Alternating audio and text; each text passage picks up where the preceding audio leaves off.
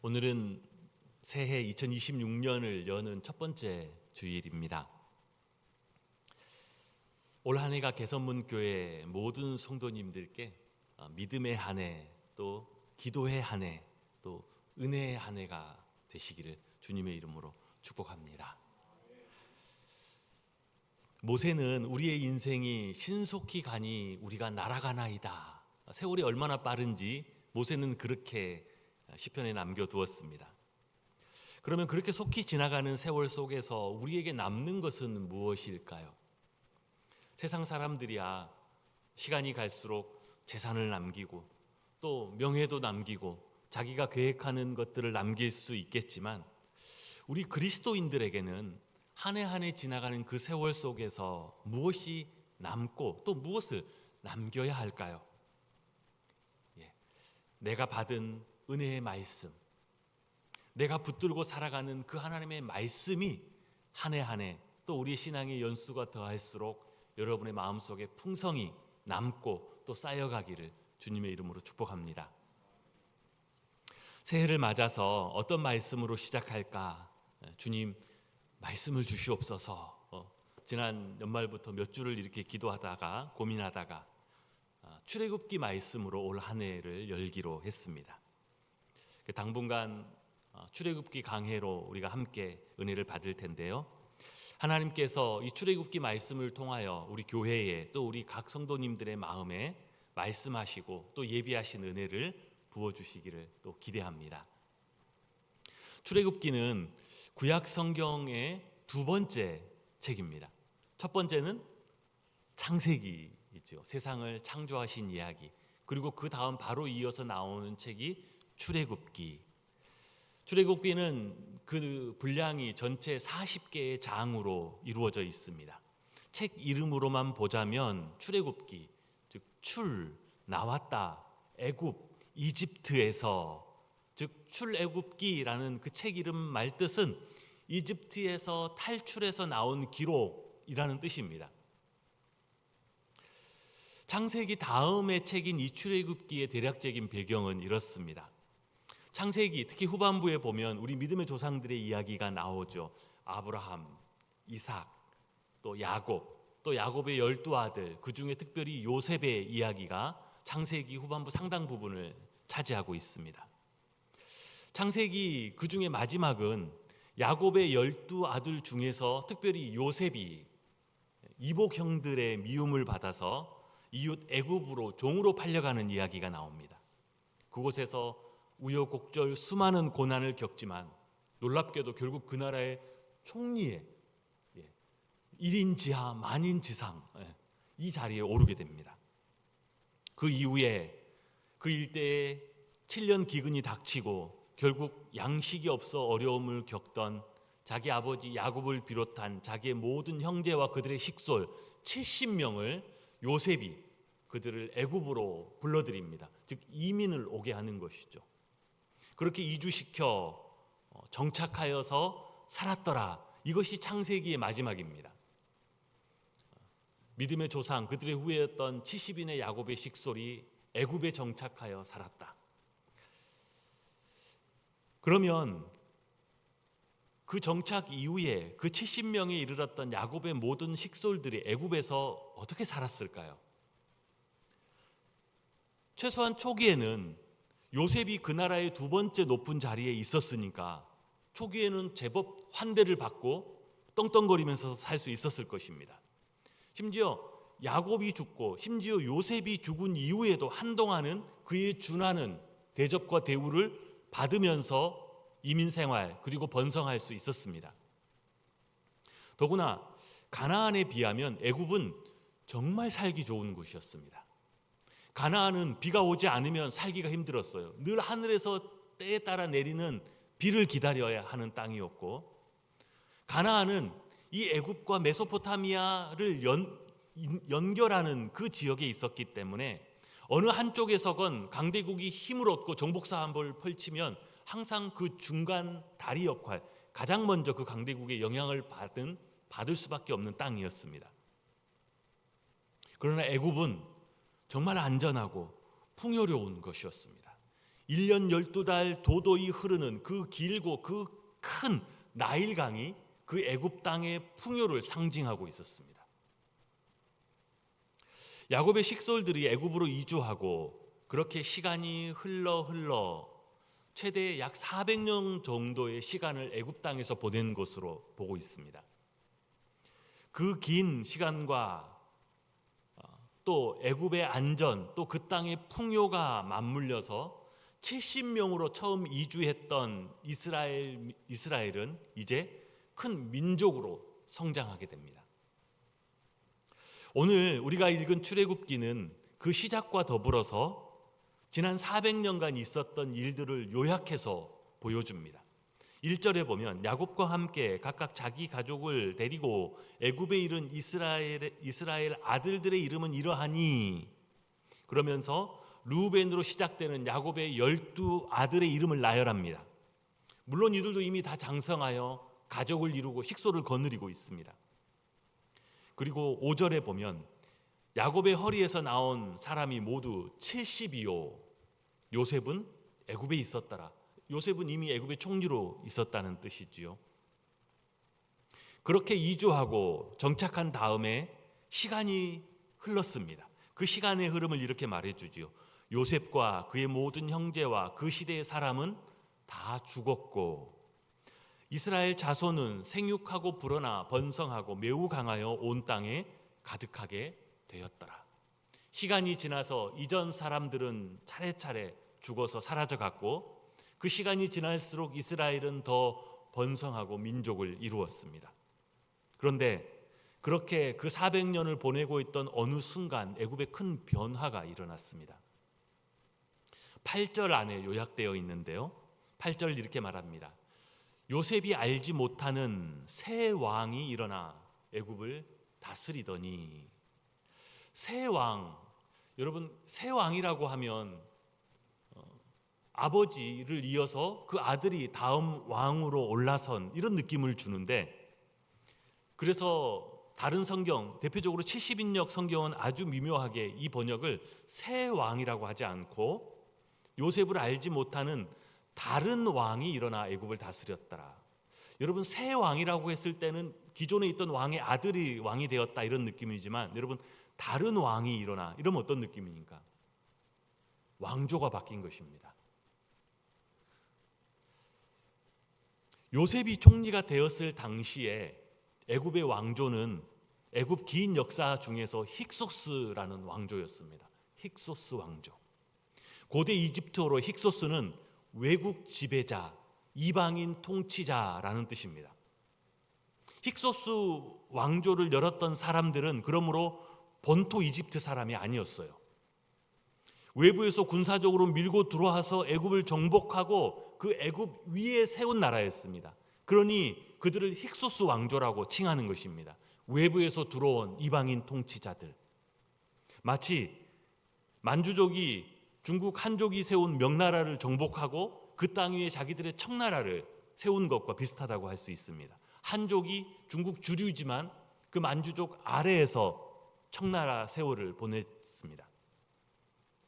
그런데 요셉이 끌려가고 요셉이 그 땅에 정착하고 총리를 할 때는 힉소스 왕조였는데, 요셉이 죽고 시간이 지나 어느 시점에 애굽의 18왕조가 힉소스 왕국을 몰아내고 다시 애굽인들의 나라, 애굽 본토인들의 나라 애굽의 18왕조를 열었습니다.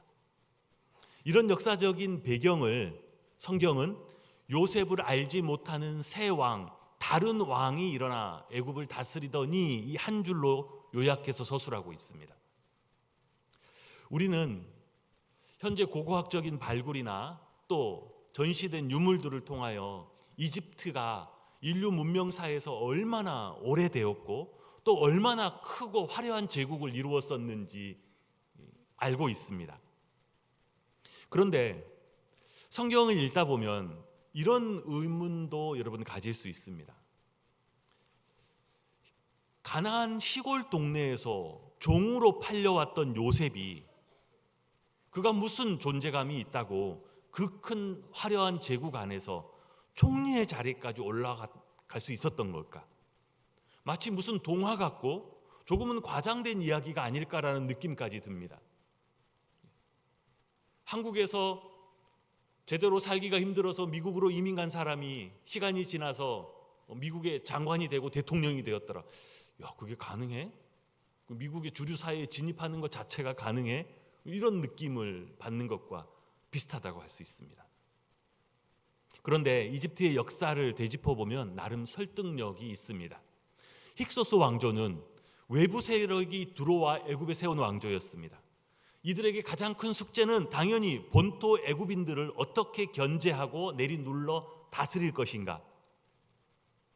이것이 가장 중요한 과제였습니다. 대부분의 나라들이 이런 경우에 어떤 정책을 쓰느냐? 주변 소수 민족들, 다른 민족들에게 문호를 개방하고 그들 중에 우수한 인재들을 적극 등용합니다. 이런 방법으로 본토인을 견제하는 것이지요.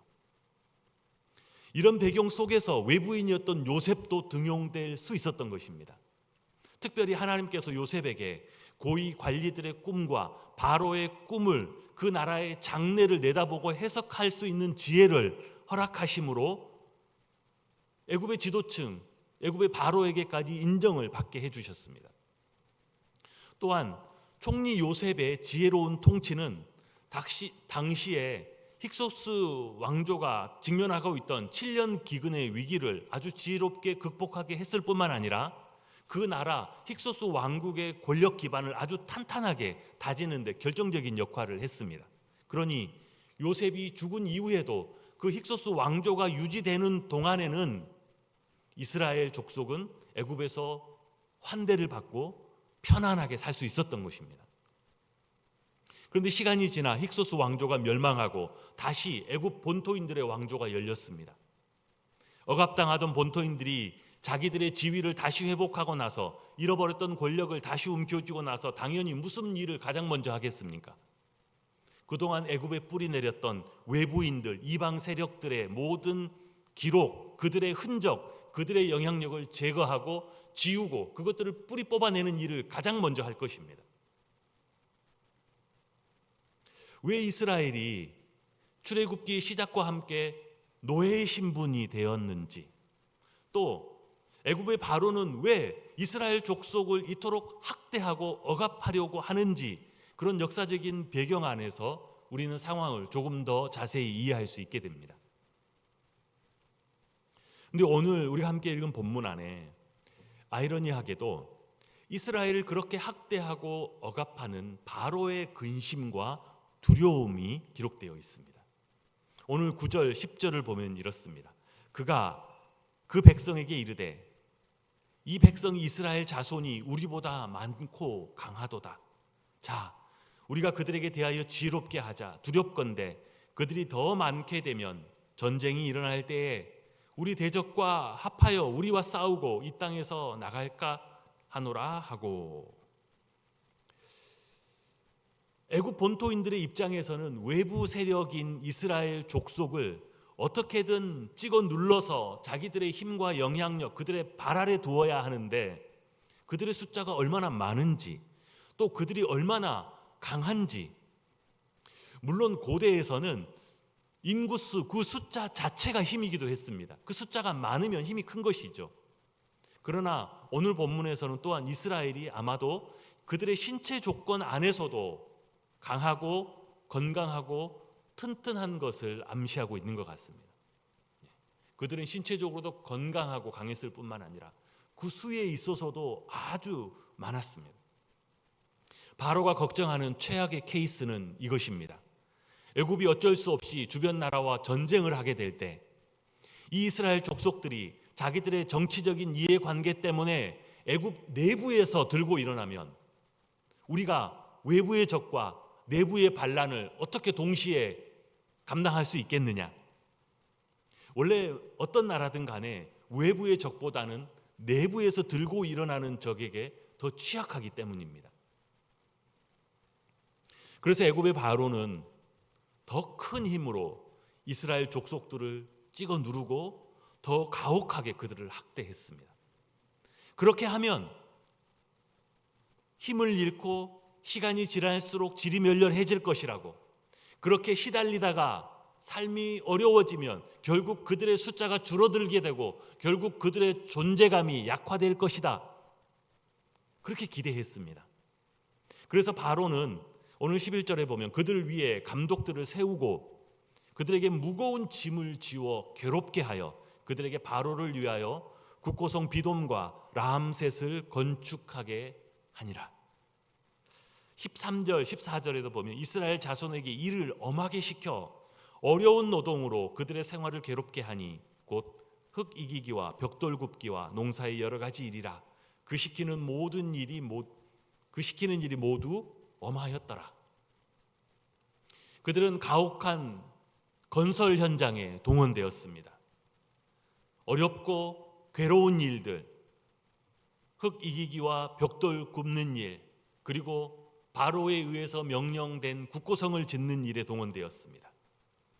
국고성은 문자 그대로를 보자면 나라의 창고입니다. 나라의 보관, 나라의 창고 역할을 하는 성읍을 국고성이라고 하는데, 즉 애굽 왕 바로의 소유로서 그곳에 비축 식량을 비롯한 나라의 무기나 또는 나라의 전략 물자들을 보관하고 관리하는 큰 성읍 단위의 창고를 얘기하는 것이죠. 구체적으로 비돔과 라암셋의 바로의 이름의 이 큰 국고성들을 건설하는 일에 이스라엘 족속들이 강제 동원되어 노역을 하게 했습니다. 상당한 시간 동안 애굽에서 대접받고 안정적으로 살아가던 이스라엘 족속들은 이렇게 완전히 달라진 가혹한 고난의 시대를 맞게 되었습니다. 새로 일어난 애굽의 왕은 자기의 힘을 다하여 이스라엘을 학대하고 억압하여 자기들의 발 아래, 그리고 앞으로도 반항할 수 없는, 그 머리를 들어 올릴 수 없는 노예로 두고자 했습니다. 그런데 모든 일이 애굽의 바로의 계획과 뜻대로 되지 않았습니다. 이스라엘이 어떠했는가? 오늘 12절 말씀입니다. 우리 12절 말씀을 다 같이 한 목소리로 같이 읽어봅니다. 시작.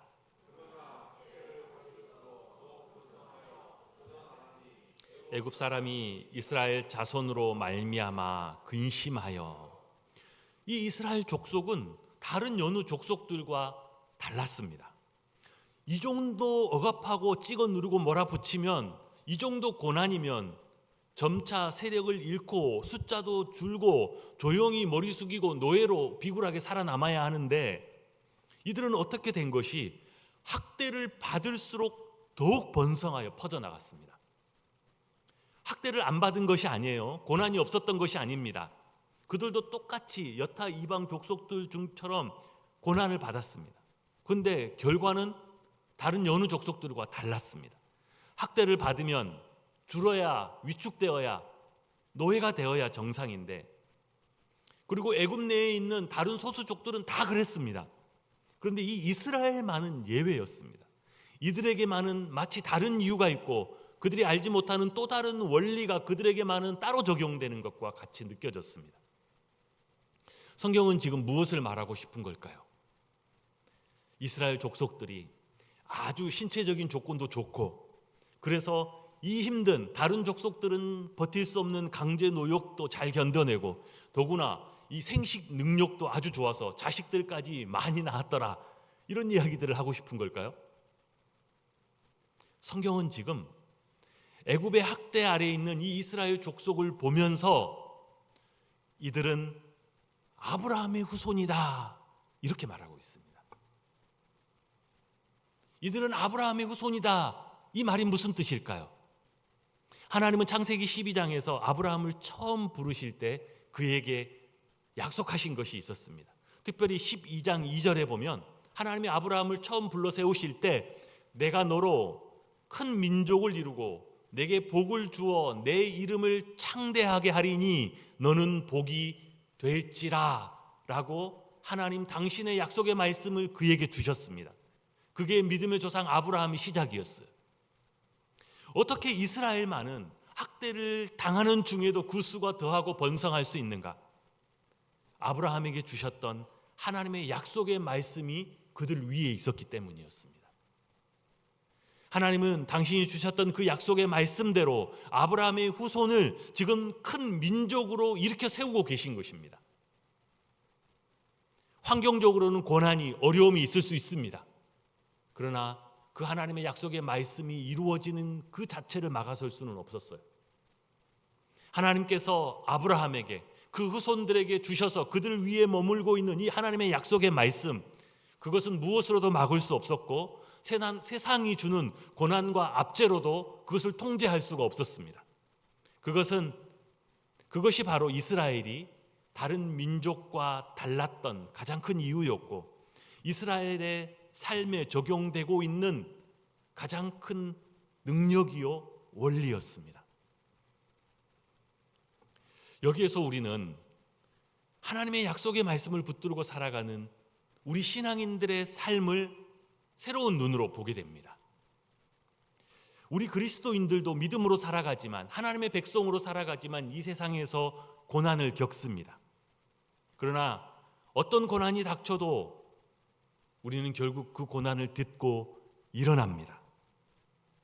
고난이 결국 우리를 더 하나님께 나아가고 더 굳세게 하지만 그것이 우리를 넘어뜨리고 좌절케 하고 절망케 하지는 못합니다. 우리는 결국 하나님 앞에 부르짖고 기도했던 것들을 이루어가는 삶을 살게 되고, 결국 더 번성하게 되고, 결국 하나님의 넘치는 은혜를 감사하고 찬양하는 삶을 살아가게 될 것입니다. 어떻게 이것을 확신할 수 있을까요? 우리에게는 이 세상에서는 적용되지 않는 하나님의 약속의 말씀이 우리 위에 머물고 있기 때문입니다. 주님은 마태복음 28장에서 우리에게 내가 세상 끝날까지 너희와 함께 있겠다라고 약속해 주셨습니다. 그 주님은 지금도 우리가 고난의 길을 걸어갈 때도, 때로 우리의 인생이 우리가 기대하는 대로 진행되지 않는 상황 속에서도 함께 계십니다. 또 로마서 8장에는 이 세상의 어떤 것도 그리스도 예수 안에 있는 하나님의 사랑에서 우리를 끊어낼 수 없다라고 했습니다. 우리의 삶이 어떤 모습이든 간에 우리는 그 하나님의 사랑이라는 그 끈, 그 관계 안에 서 있는 것입니다. 어떤 것도 이것을 끊어낼 수 없습니다. 이어지는 로마서 28장 28절에 보면 하나님을 사랑하는 자, 곧 그 뜻대로 부르심을 입은 자들에게는 모든 것이 합력하여 선을 이루느니라 라고 약속해 주셨습니다. 때로는 괴로운 일이 생기고, 때로는 내가 다 이해할 수 없는 일도 닥칠 수 있습니다. 그러나 당장 내가 왜 이런 일이 나에게 일어났는지 다 이해할 수 없다 하더라도 결국에는 그 모든 것들이 다 합력하여, 다 합하여져서 선을 이루고 내가 알지 못했던 더 큰 하나님의 뜻을 이루어내고 결국엔 우리의 인생을 더 큰 복으로 이끌어가게 될 줄 믿습니다. 우리가 보는 것보다, 우리가 계획하는 것보다 더 많은 것들을 보시고 더 많은 것들을 계획하고 계신 그 하나님의 은혜가, 그분의 약속의 말씀이 우리의 인생을 이끌어가고 있기 때문입니다. 여기서 한 가지 생각해 보아야 하는 것이 고난의 이유입니다. 이스라엘이 그렇게 하나님이 택하신 백성이고 또한 하나님의 약속의 말씀이 그들 위에 있고 결국 그들이 그렇게 번성하게 될 것이라면 왜 고난을 당하는가? 고난을 당하지 않으면 안 됩니까?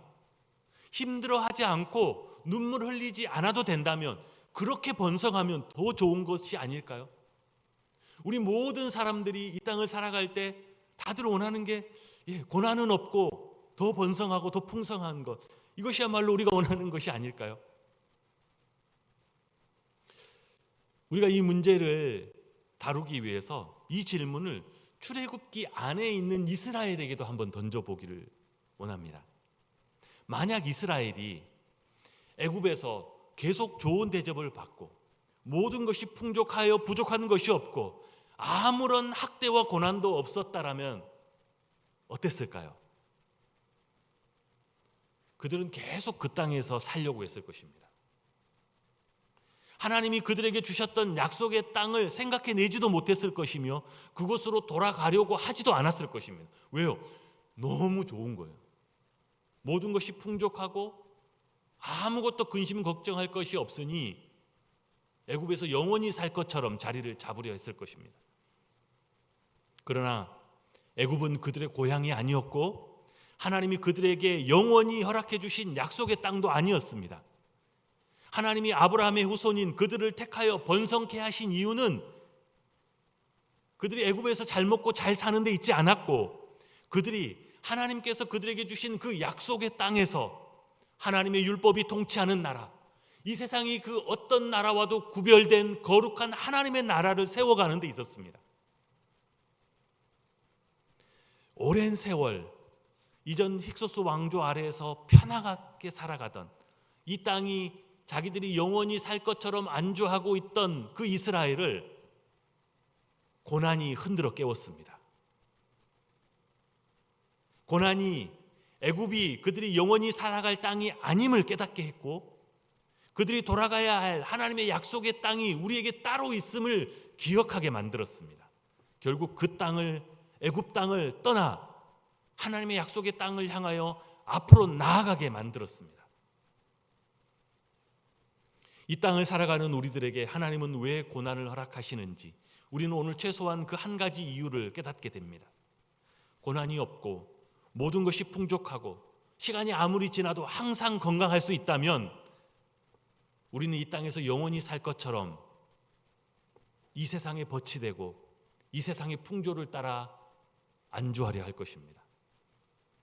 하나님이 우리를 위하여 예비하신 그 영원한 나라가 있다는 사실을 기억하지도 못할 뿐만 아니라 그 나라를 준비하는 삶도 살아가지 않으려 할 것입니다. 그러나 고난은 우리를 흔들어 깨우고 고난은 우리를 지금 있는 우리의 이 세상의 자리에서 밀어냅니다.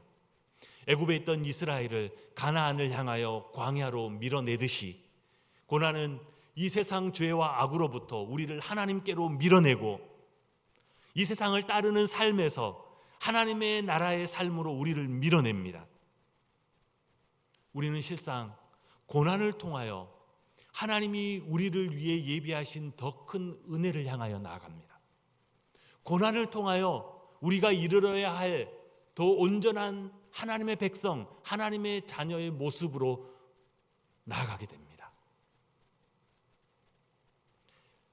애굽에서 학대를 받아도 번성했던 이스라엘을 보면서 우리는 깨닫습니다. 우리는 이 세상에서 바로의 학대와 같은 고난을 만날지라도 두려워하지 않습니다. 우리의 믿음과 소망은 아무리 이 세상 압제를 당하여도 더욱 견고하고 더욱 번성해 갈 것입니다. 결국 우리에게 일어나는 모든 것들이 합력하여 선을 이루고 더 큰 축복으로, 더 큰 믿음으로, 더 큰 하나님 나라의 백성으로 우리를 이끌어가고 세우게 될 것입니다. 세상이 막을 수 없는 하나님이 주신 약속의 말씀의 이 능력이 우리의 삶을 이끌어가고 있고 그 말씀이 우리 위에 머물러 있기 때문입니다.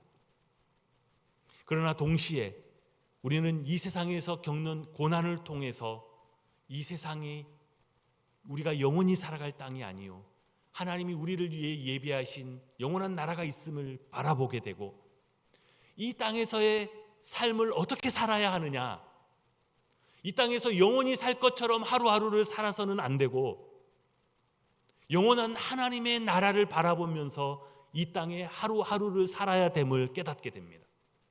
이 땅의 죄와 악과 탐욕과 수단과 방법을 가리지 않고 자기가 원하는 것을 얻고자 하는 삶이 아니라 영원한 하나님의 나라를 향하여 오늘도 그분과 함께 걸어가고 있음을 우리가 깨달아야 합니다.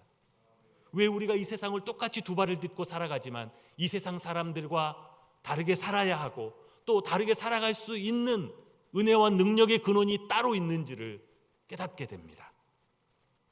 이 땅에 어디에 있든지 그 영원한 나라의 왕이신 우리 하나님과 동행하고 그분의 뜻을 행하고 이 땅을 살아가는 하루하루 그 영원한 하나님의 백성의 삶으로 의와 자비의 삶을 살아가는 우리 개선문교회 모든 성도님 되시기를 주님의 이름으로 축복합니다.